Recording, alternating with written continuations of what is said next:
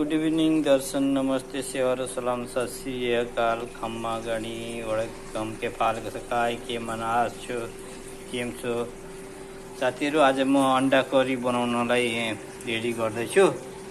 मैले चाहिँ यो अन्डा यो स्टिम गरेँ हैन, स्टिम गरेर चाहिँ यो यस्तो अब सानो सानो पिसेसमा काटेको छु।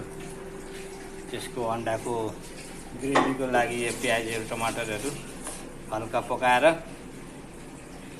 अब यसलाई ग्राइन्ड गरेर चाहिँ अनि यसमा मसला पकाउने अनि त्यहाँदेखि यसमा यो अन्डा हालेर अन्डा करी बनाउने। यहाँ प्याज फ्राई हुँदैछ, हल्का फ्राई गरेर अनि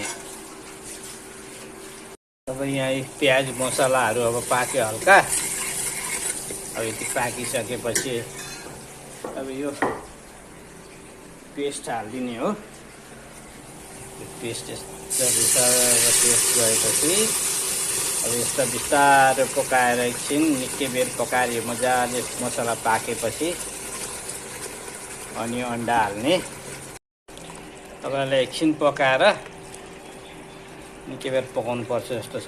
मजाले पाकेपछि मसला अनि त्यहाँदेखि यो मेरो मिक्सर ग्राइन्डर चाहिँ कालो किन यस्तो कालो भन्नुहुन्छ होला, यो चुने भएर चाहिँ मैले स्प्रे गरेको थिएँ कि पेन्ट स्प्रे गरेको अनि त्यही भएर कालो भेटेँ अनि कालोले गरिदिएको। बस यति गरिसकेपछि यो चाहिँ मैले अघि क्युब बनाएको थिएँ, यो स्टिम गरेर बनाएको यसलाई।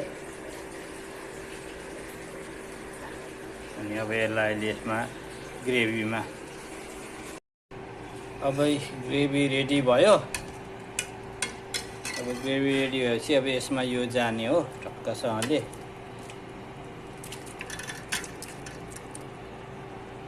यसरी गएपछि